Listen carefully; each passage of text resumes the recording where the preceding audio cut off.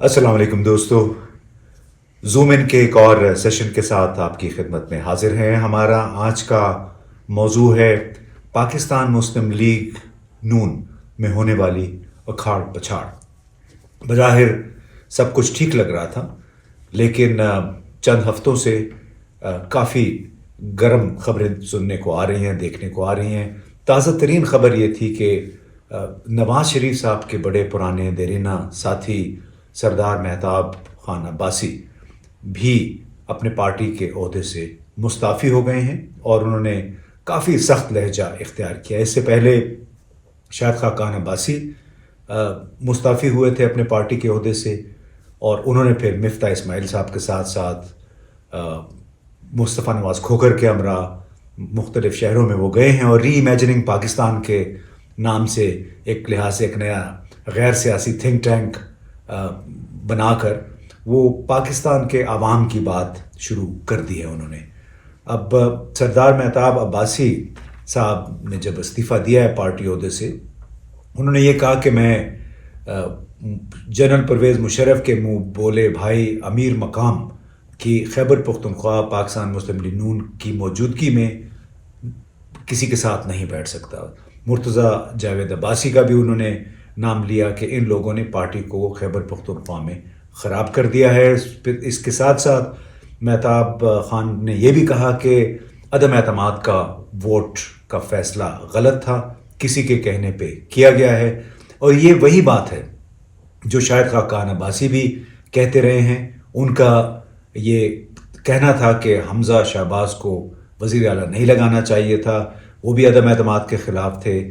और उनके दरअसल इख्तलाफात शाहिद खाकान अब्बासी के अपनी क़यादत के साथ इख्तलाफात शुरू हो गए थे जब शहबाज शरीफ और जनरल कमर जावेद बाजवा यानी फ़ौज के साबिक सरबराह के दरमियान राब्ते कायम हुए, और ये बात है सितंबर 2021 की। उसके बाद ही से ये तय हो गया था कि मुस्लिम लीग का एक धड़ा, कुछ रहनुमा बशमूल शहबाज शरीफ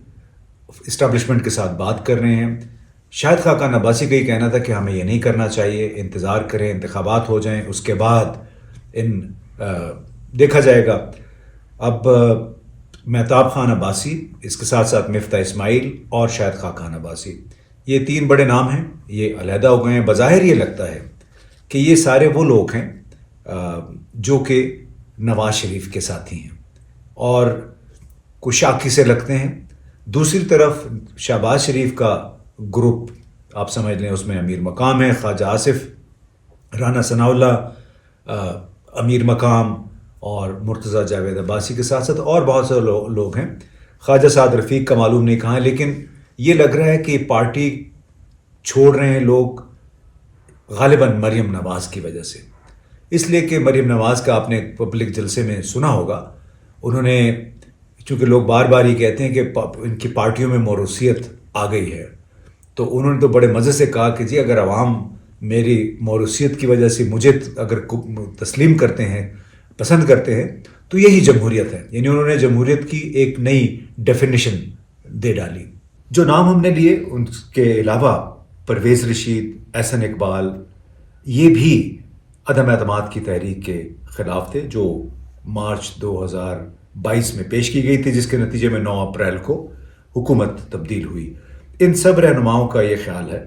कि ये फ़ैसला गलत था, जल्दी में किया गया, इसका नुकसान इस वक्त पाकिस्तान मुस्लिम लीग को हो रहा है। ऐसा लगता है कि जो मुस्लिम लीग को मुख्तलिफ़ अदवार में इसके नए नए धड़े बनते गए। आपको याद होगा सन 2002 के इंतखाबात से पहले क्यू लीग बनी थी, उसको किंग्स पार्टी कहा जाता था, चौधरी शुजात हुसैन की सरबराही में, और बहुत सारे लीडर थे बशमूल सेनेटर मुशाहिद हुसैन जो कि जेलों में थे, लेकिन जब वो जेलों से बाहर आए तो क्यू लीग बन गई। उसमें आबिदा हुसैन साहबा भी शामिल थी काफ़ी अरसे तक, और कई ऐसे रहनुमा थे जिन्होंने उस वक्त जनरल परवेज़ मुशर्रफ का साथ देने का फ़ैसला किया, और उसके नतीजे में उनके मुकदमे भी ख़त्म हो गए, उनकी जेलें भी ख़त्म हो गई। अब इस वक्त सूरत हाल मुख्तलिफ है, किसी इनमें से किसी के ख़िलाफ़ मुकदमे नहीं है, सबके मुकदमे माफ़ हो चुके हैं, NRO मिल चुका है। लेकिन ऐसा लगता है कि जो शऊर, जो बयानिया इमरान खान ने दिया है پارٹیوں کے اندر جمہوریت نہ ہونے کے حوالے سے، موروثی سیاست کے حوالے سے، اس کی وجہ سے ان لوگوں پہ اب پریشر کافی آ گیا ہے، اور عملاً پارٹی نواز شریف اور شہباز شریف دھڑوں میں تقسیم ہو گئی ہے۔ ٹھیک ہے، سب لوگ نواز شریف سے آپ کی بات سنتے ہیں، لیکن آن گراؤنڈ حالات مختلف ہیں، لوگ شاکی ہیں عام طور پہ شہباز شریف سے، ان کے کئی فیصلوں سے، اور پھر ایک عابد رضا صاحب ہیں گجرات ڈویژن کے پی ایم ایل این کے صدر ہیں، انہوں نے تو خصوصی معاون کا عہدہ لینے سے بھی یہ کہہ کر انکار کر دیا کہ نون لیگ کے مخالف چودھری یعنی چودھری سالک وفاقی کابینہ میں موجود ہیں اس وقت، اور انہی کے کہنے پہ گجرات ڈویژن میں پولیس اور دوسرے سرکاری محکموں میں تبادلے کیے جا رہے ہیں۔ وہ وزیر اعلیٰ پنجاب محسن نقوی کے ہم ظلم بھی ہیں، تو ان کا آپس میں گہرا تعلق ہے، لیکن عابد رضا جو کہ نان چودھری خاندان ہے، تو ان کا یہ کہنا ہے کہ چودھری سالک کی وجہ سے انہیں مکمل طور پہ نظر انداز کر دیا گیا۔ راولپنڈی ڈویژن میں بھی یہ تقسیم نظر آتی ہے، جہاں پہ حنیف عباسی اور چودھری تنویر ایک طرف ہیں اور ملک ابرار جو کہ ڈویژنل انچارج ہیں وہ دوسری طرف ہیں۔ تو یہی کچھ آپ کو ایبٹ آباد میں بھی دیکھنے میں آ رہا ہے۔ تو ایسا لگ رہا ہے کہ ماضی کے برعکس ہو سکتا ہے ایک نئی پارٹی اب جنم لے رہی ہے ان تمام رہنماؤں کی، ہو سکتا ہے ان میں سے کچھ لوگ راضی بھی ہو جائیں، لیکن جو طویل عرصے سے ان چیلنج بیانیہ چل رہا تھا نواز شریف کا یا شہباز شریف کا یا مریم نواز کی بطور سینئر کوآرڈینیٹر آرگنائزر تعیناتی پہ بھی بہت سارے رہنما شاکی ہیں، اور اسی لیے وقتاً فوقتاً انہوں نے اپنے خیالات کا اظہار بھی کیا ہے۔ تو اس کے بعد سے اب جو ٹرینڈ لگ رہا ہے کہ دو مختلف دھڑوں میں پارٹی بٹ گئی، اگر نواز شریف آ جاتے ہیں ہو سکتا ہے یہ معاملہ ریورس ہو جائے، لیکن وہ جو موروثیت کے خلاف بات نہیں ہو رہی تھی وہ اب ہونے شروع ہو گئی ہے، اور یہ بڑی سیدھی سی بات ہے کہ کیا احسن اقبال، خرم دستگیر، محسن شاہ نواز رانجھا، ان جیسے جو جوان لوگ ہیں، یہ